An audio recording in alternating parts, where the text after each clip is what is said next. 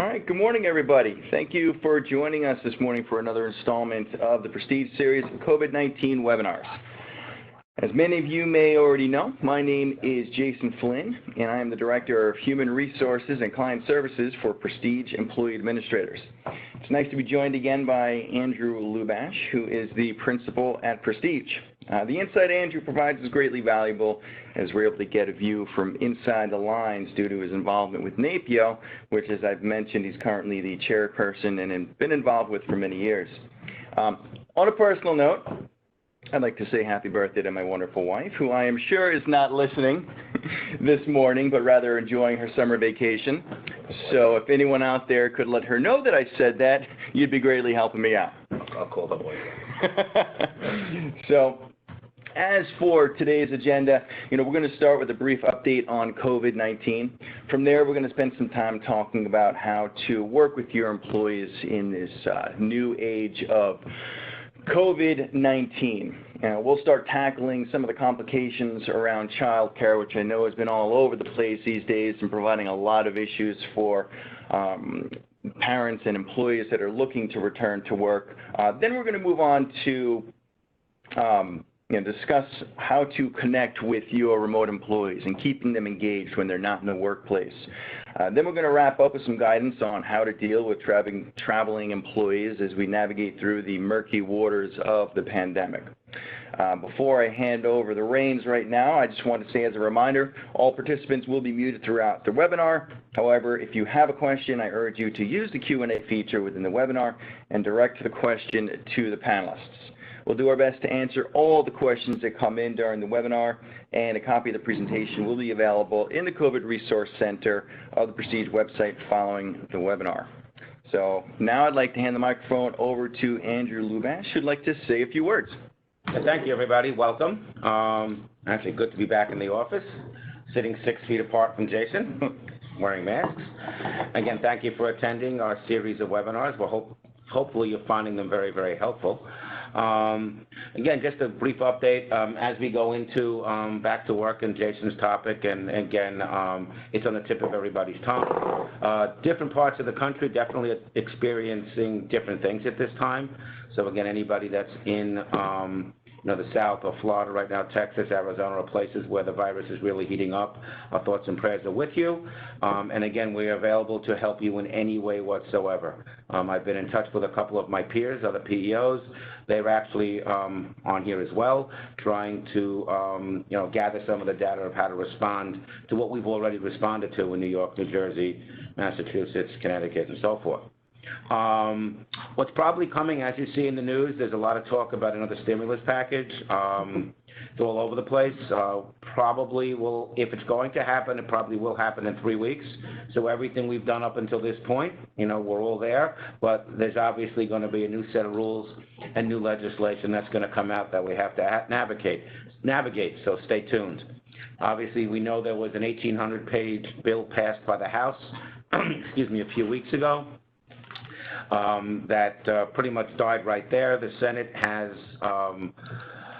delayed, postponed, waited it out to come up with a package that they feel is appropriate. But really right now, what it seems, again, part of a call that I had last week with a couple of economists, some U.S. senators and Congress people, where we are right now, hopefully we can get past it, is the Senate is looking for, it's more of a tort reform where businesses, employees, and so forth are held harmless from the coronavirus. So any litigation that may be made to an employer because an employee says they caught the virus on site, where it's hard to prove, the employer will be obviously held harmless unless there's extreme negligence. The House is against that. The House wants to extend the $600 per week enhanced unemployment benefit. The Senate does not.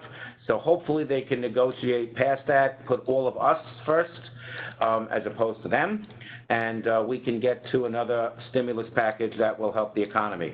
There has also been talk of additional opportunity for even businesses that have applied and received and had forgiven PPP loans, that there is the possibility that you may be able to dip in and be able to get a second round.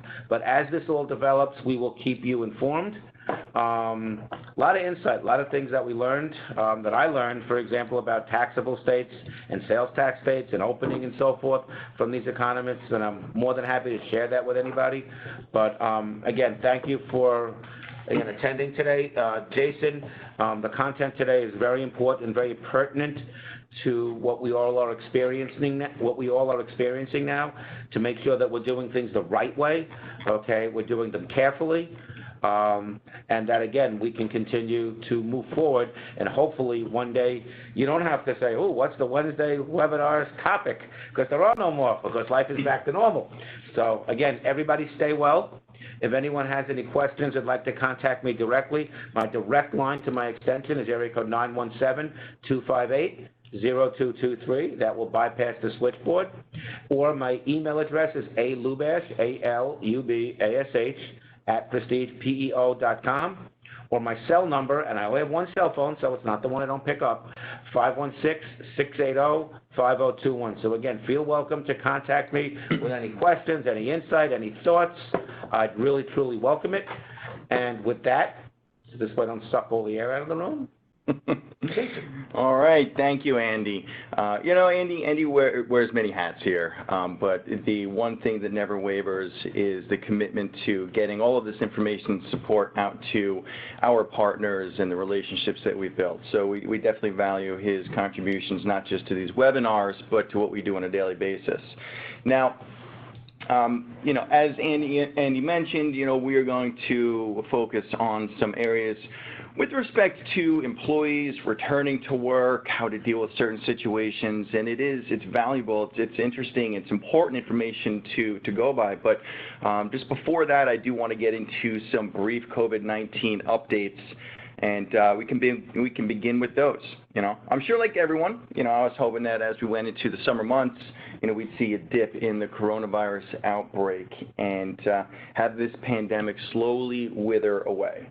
Unfortunately, it just doesn't seem to be the case.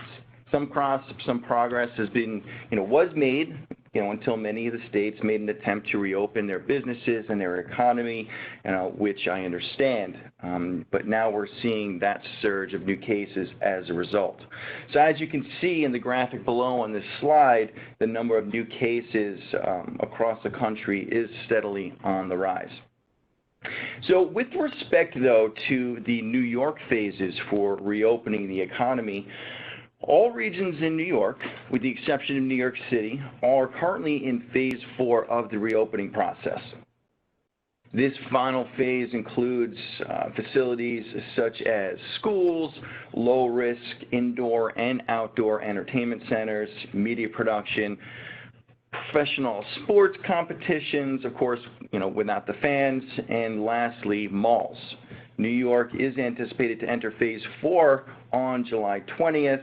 As we know, New York City is anticipated to enter phase 4 on July 20th, and as we know, they've always been a step behind the rest of the state when it comes to the reopening process.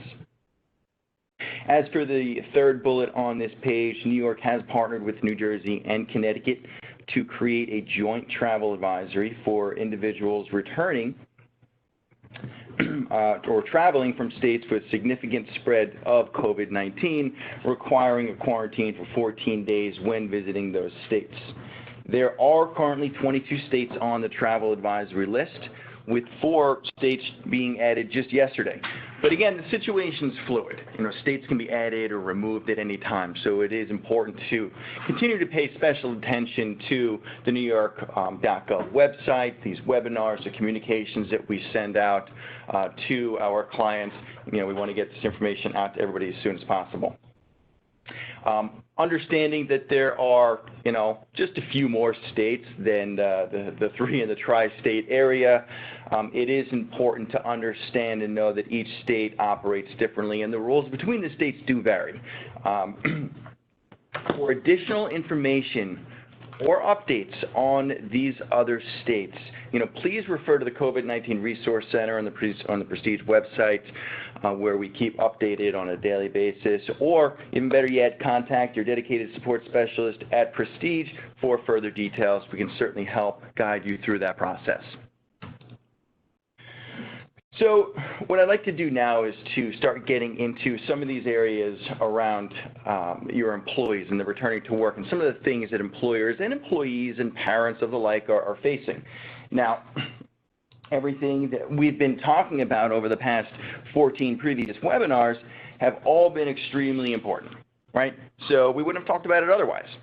Things like, federal regulations, getting loans in order for your business to operate, the reporting that goes along with it, loan forgiveness now, these are all extremely important facets to the progress of your organization, right? That doesn't get lost. And we're going to continue to talk about these things as time goes on. But again, so are your employees, and we can't forget that. Your employees have also been through the worst of times, and things continue to be a challenge for them. So giving back a little bit and keeping them engaged will pay dividends not just now, but of course down the line. So right now, again, we want to spend some time talking today about these challenges and what we can do from an employee perspective.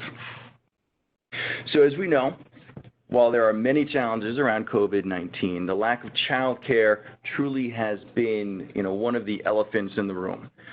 Child care shortages and concerns are making the return to work very complicated as the coronavirus continues to spread and options remain unclear when it pertains to schools, camps, daycares, after-school cares. So the reality is that there's no easy solution on the horizon for parents and their employers, right? Both employees and employers are going to be forced to make some hard decisions in the very near future. And the unfortunate reality is that there really isn't a consensus on the best way to move forward. So with that being said, the ability to accommodate working from home isn't always there for employees and employers, right? So it's going to force a lot of difficult decisions and, unfortunately, hardships upon families. This is something that we've already seen and, expect that to continue. So let's talk a little bit about how we got here, what we've been seeing from employers, and ultimately some options on what to do moving forward. Now, I know we've talked quite a bit enough about, quote unquote, how we got here. So I'm not going to spend a lot of time on that section, but it is important to know what similar organizations are doing and how we can best prepare ourselves. So I'm going to oversimplify this, because, again, it's nothing we haven't already reviewed over and over again. But pre-COVID, many parents and families already had their schedules figured out. I'm not going to say you had life figured out, but schedules, for the most part, we had figured out. Kids went to school, they went to daycare and camps and after school. However, as we see in this first bullet point here on your slide, COVID-19 arrived in the world and in this country. Schools closed, and then daycares closed. Now parents are scrambling to find the appropriate coverage for their children while they work. This caused many employees and parents to begin working from home while having the added benefit of homeschooling your children. This all resulted in mom ripping her hair out as well as dad ripping out what's left of our hair. Now, I'm not going to say that this is from personal experience, but this is definitely from personal experience. So since April 1st, working parents have been helped by the Families First Coronavirus Response Act, the FFCRA, which, as we know now, is a federal program that pays for 10 weeks of family leave when child care is not available due to COVID-19 related reasons. More recently, and this is something that I'm not sure everybody knows, but on June 26th, the Department of Labor's Wage and Hour Division did issue a field bulletin explaining how the program works in relation to canceled summer programs, and more specifically what documentation parents would need to provide so that employers would qualify for a tax credit. So that's something we'll talk a little bit more down the line in a couple slides. So moving on to the next slide here, what I'd like to do is take a look at some numbers on what employers are actually doing and the organizational impact that it's created. A recent study completed by the Society of Human Resources Management goes into detail about how different industries and organizations have planned around the child care crisis. So to be honest, employers really have responded in a pretty big way by offering flexibility to their employers, especially when it comes down to child care concerns. As we look at the numbers here on the slide, especially with the second and third bullets, it's interesting to note the difference between white-collar and blue-collar organizations, right? But it makes sense considering that it's much more difficult to give flexibility to work from home in a blue-collar environment. You work in manufacturing, you work in retail, you work in restaurants, things of this nature. You don't have the opportunity to work from home with these types of occupations. Rather, if you work in an office job, something more administrative, you do have that flexibility available to you. So, furthermore, organizations are more and more committed to keeping enhanced child care policies in place indefinitely as we go down the line in the future. Of course, some are going to revert back to the policies that they had, before the pandemic really hit. But what we are seeing is that employers are much more open to providing flexible schedules, at least much more than they were in a pre-pandemic scenario. Now, moving to the next slide, here's the part where I usually like to give concrete answers on what to do moving forward. But the reality is that there is just so much right now that we don't know. Some camps and child care facilities have opened, but at reduced capacities. So this is still going to present some challenges. Schools across the nation are still going through the planning process, so it's hard to be proactive and make plans for the upcoming school year. We keep tabs on all the states and what they're going through, and it's usually followed by, here are your three options.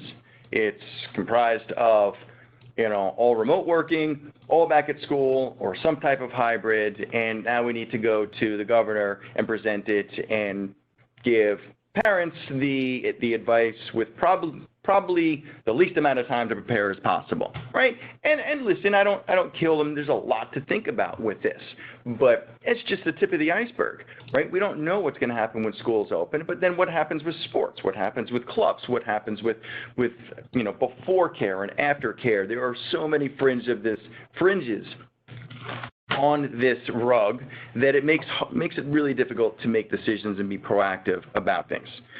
So, and then, pardon me, and then when things are finalized, it's anyone's guess on what things are going to look like. So here's what we do know.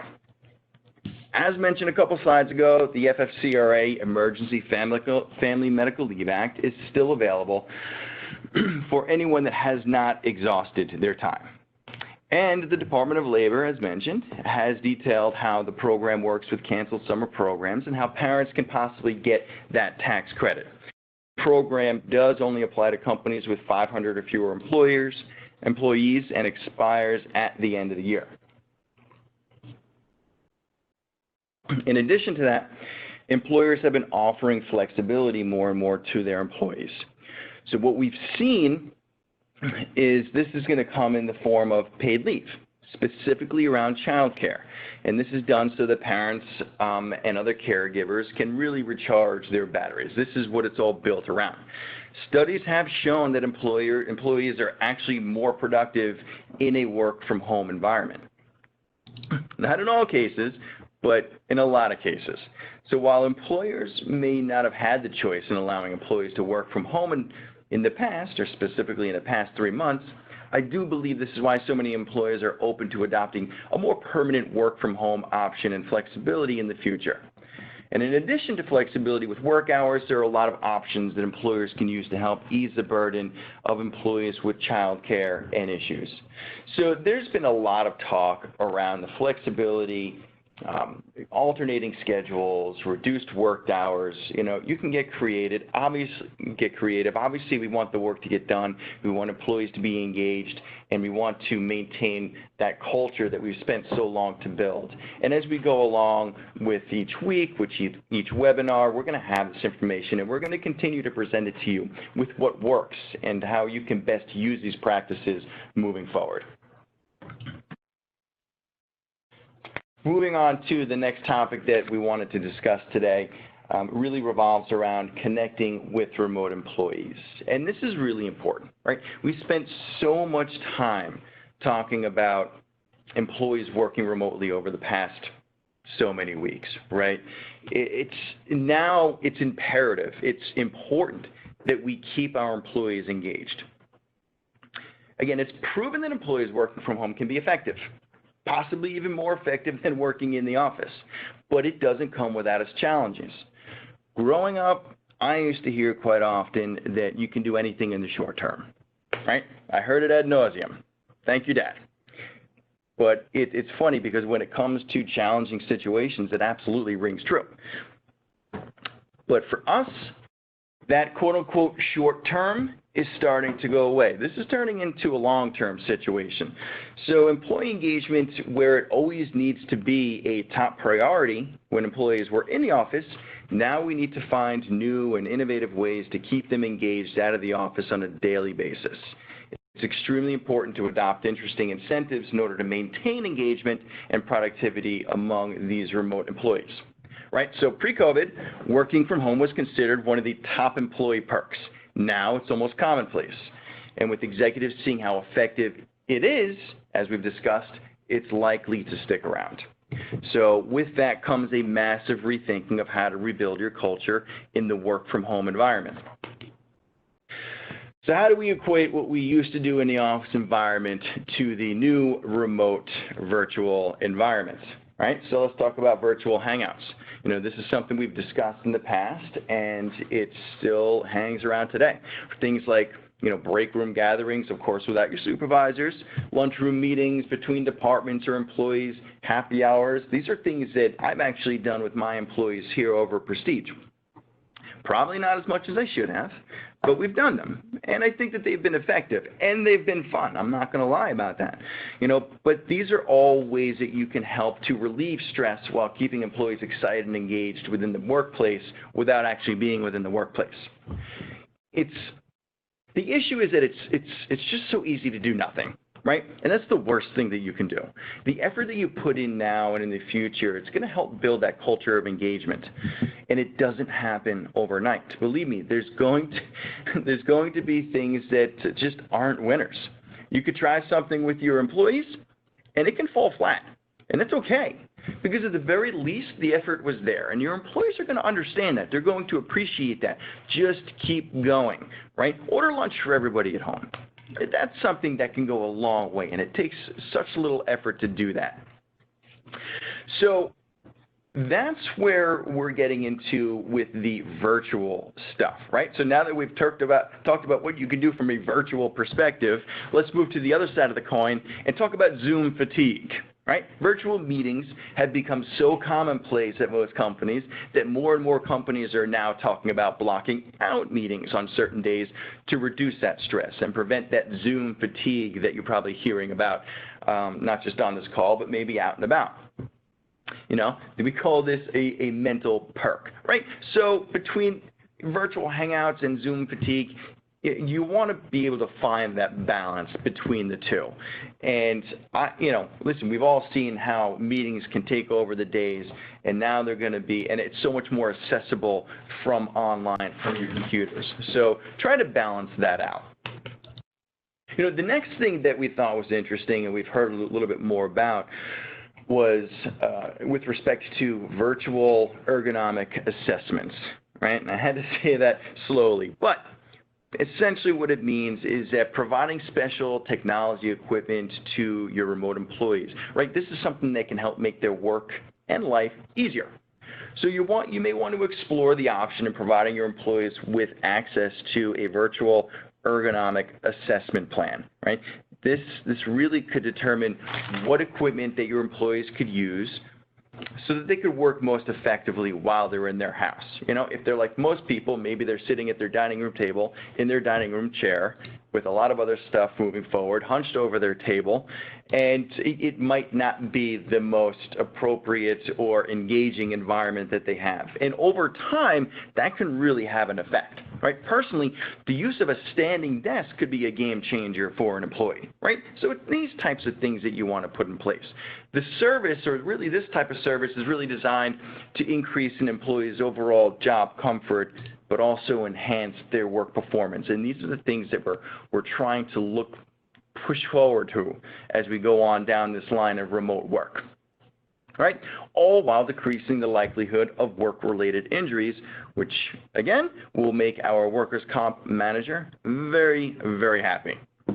So the next thing I wanted to talk a little bit talk a little bit about is the vacation and your paid time off, right? Encouragement to take your summer vacation is a well-received perk for employees. When working from home, though, it can be really difficult to draw that line between work life and home life, right? That line starts to get a bit blurry. This is why it's extremely important to continually remind your employees to take the vacation time that they have earned. With that being said, having spent so much time over the past few months working from home, employees are pivoting to, say, summer rentals in remote places instead of your traditional vacations or theme parks or visiting family even. Right? Some employers are even allowing their staff to extend that time away if they split their time away with their work time. In these scenarios, employers we've seen offer to pay for Wi-Fi connections or additional office resources to use, or even get gift cards to grocery stores for these types of vacations, so that employees can work effectively while they're away. So another thing to talk about as we wrap up these last two bullets on this last slide. So another way to boost employee engagement while also rewarding employees for the work that they do is to simply give them a gift, right? It doesn't have to be expensive. Maybe something, around $40 to $60 that you can budget on a per gift basis, and offer employees a list of, let's say, electronics to choose from within that price range. This can be done as a thank you for adapting to working from home and working so hard, right? This is something that's really easy to get creative with, right? All that being said, though, right, these are lean times where companies are looking out for their bottom line, and rightfully so. I completely understand that. So it might not be feasible to go on a spending spree.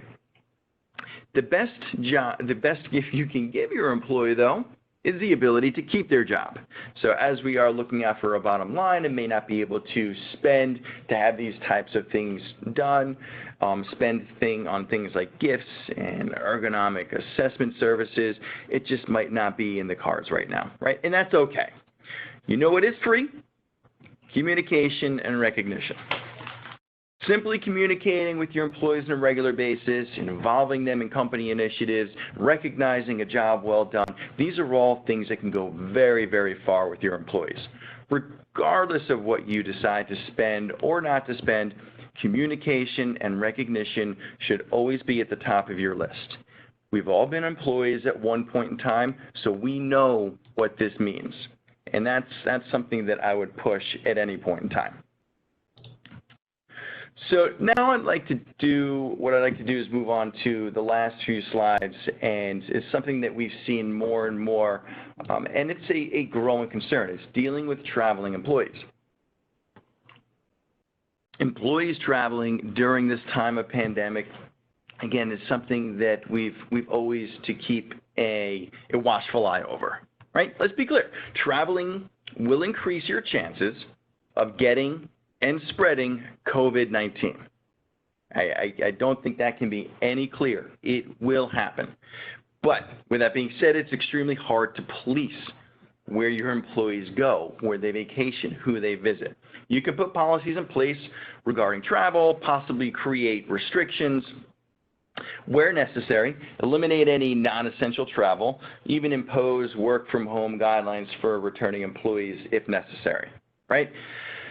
However, now that we are seeing such a spike in cases across the country, employers are looking to tighten the belt with respect to traveling.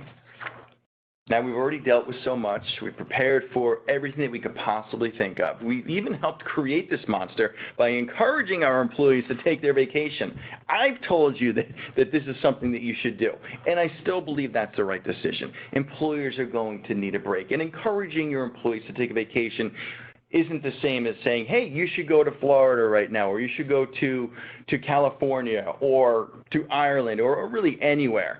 You're not encouraging them to travel. You're encouraging them to take a break, and it's still the right decision, and it's still something that they should do. But let's get into this a little bit, right? So first, it's important to understand the different levels of the travel advisory that have been put in place for international travel. there are 4 travel advisory levels that provide travelers with guidance, and you'll see this in the bottom right corner of the slide right now. So level 1, which is listed as exercise normal precautions, is the lowest advisory level for safety and security risk. And this is where it's all going to revolve around your safety and your security and the risk that's associated with it. Level 2, otherwise known as exercise increased caution, simply asks that travelers be aware of heightened risks to safety and security. Now, the next 2 levels are no-goes, right? So we have level 3 that's listed as reconsider travel. And this states to avoid travel to the country due to serious risks to safety and security. Then we have level 4. And that simply just says do not travel. I think that's pretty clear. These countries you should not go. These countries have the highest advisory level due to the greater likelihood of life-threatening risks. Pretty scary. You probably don't want to go there right now. This information can all be found in the U.S. Department of State website. They've made it extremely clear, very easy to get reliable safety information about every country in the world. So I do urge you to take a look at this information if you are thinking about traveling or know of employees that are looking to travel down the line. Now, despite the risks, many employees are not going to cancel their travel plans if they can help it, right? So they may be forced to in some situations, but I do think employees are getting to the point where, you know, they're getting cabin fever. They want to move around. They want to visit family, do certain things. Notably, the situation is and will remain fluid. We talked about this earlier. Things are constantly changing. So now, yet again, we need to prepare for another new normal. First and foremost, information is our friend. Ask your employees about their personal travel history and plans for travel in the future. It's okay to ask these questions, but we do need to make sure that all employees are being asked to disclose this information. We're being consistent across all lines within the organization, but also that the information that's requested is in a consistent manner and in line with the business necessity, right? So as we always say, be consistent. Don't discriminate or treat anybody differently. Do it across the line. Now, restricting employees from traveling is always a tricky situation. You know, and when it comes to non-restricted areas, employers really don't have the ability to restrict your employees' travel plans. However, we should always be urging employees to use common sense when it comes to traveling. So what should employers do? You know, first, educate your employees on the current risks of travel. This includes being potentially stranded due to government travel restrictions or subject to federally mandated quarantine when the employee returns from travel. It's important that they understand what they're getting into and possibly what they would need to do when they return. Next, to the extent that the employee has the ability to work remotely, require the employee to travel with equipment.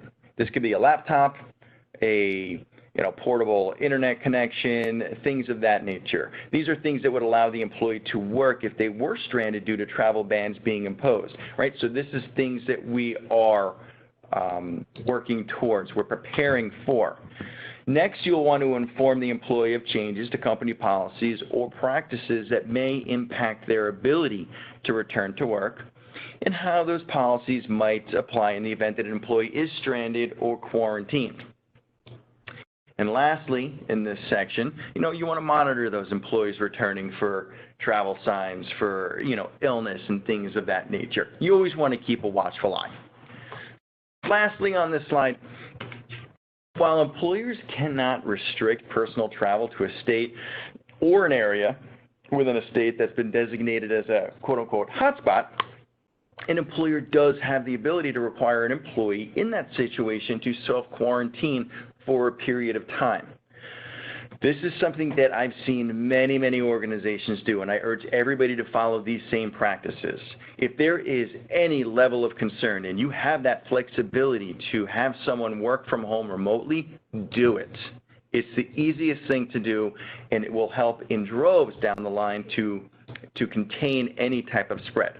Right? So this would typically be 14 days. That's per the guidance from the CDC. And since designated hotspots do change periodically, you as employers should regularly review the CDC's list of designated hotspots or reach out to your HR business partner or dedicated support specialist over here at Prestige, and we can help you through that. But if there is one takeaway that you do get from this webinar, I urge everybody to be accommodating and flexible when it does come to self-quarantining, and allow employees to work from home for that period of 14 days as you are able to. So moving on to the last slide, now that we're under current pandemic circumstances, employers are allowed to require employees who travel to high-risk areas to undergo a temperature check or get checked by a doctor prior to returning to the office. It's always important to abide by ADA guidelines. In this situation, the employer should show that the medical exam is related to the job and that the employer also needs to have a reasonable belief that the employee poses a direct threat to either their own health or safety or the health and safety of others within the office. That should be pretty easy to talk through considering the current situation that we're in. Employers can also request that employees report if they've had any contact with family members that have traveled to high-risk areas in an effort to determine if the exposure has resulted in the employee posing a direct threat to the health and safety within the workplace. Again, what I've seen, not just internally here at Prestige, but with clients, is that our employees are pretty cognizant and open about the fact that they don't want to infect others. I mean, maybe they just want to work from home too. That could be a possibility, but I think that everyone has a heightened enough awareness of what's going on to not want to put anybody in a harmful situation. And that's a good part too. I think that our education and everything that we've done to this point is definitely helping us out. So the CDC advises that employees who are well but do have family members that develop the illness should notify human resources or their supervisor and refer to CDC guidance on how to conduct a risk assessment for possible exposure. This starts with us as employers. We need to educate our employees on what to do in these scenarios. And I've seen enough across our client base and the partners that we do have that we are making those rules readily available and notable to our employees. I'm always going to go back to communication. We need to communicate. We need to over-communicate because that's how we contain things and ultimately inch towards getting back to normal. So I know that you've missed our FAQs for the past couple weeks, so I figured I would end on these last two bullet points of questions, right? So first question states, if an employee is required to self-quarantine following personal travel, must the employee be paid during this time? So the answer to this really is if the employee is able to telework, and what that means is that if they're able to work remotely from home while they're in self-quarantine, then yes, they must be paid. They must work and they must be paid for their time. Now, if the employee is not able to telework while they're in a self-quarantine, two issues really should be considered in determining whether the period of self-quarantine is classified as paid time off. First, the employer must determine if the employee is eligible for emergency paid sick leave under the FFCRA. If the employee qualifies for emergency paid sick leave for the period of self-quarantine, the employee is entitled to the 80 hours of leave. Now, if the employee is not entitled to emergency paid sick leave, the employee would be entitled to use paid vacation or other PTO time to cover the period of the self-quarantine.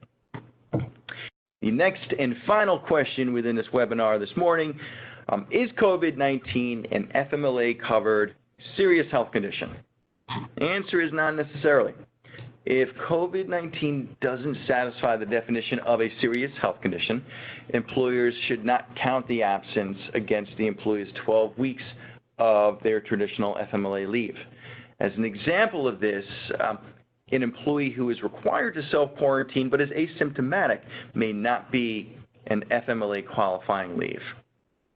So that wraps up my questions and really, wraps up the webinar where we're focusing on employees and their returning to work, but more than that, how us as employers can help navigate these waters and get the most out of our organization and our employees.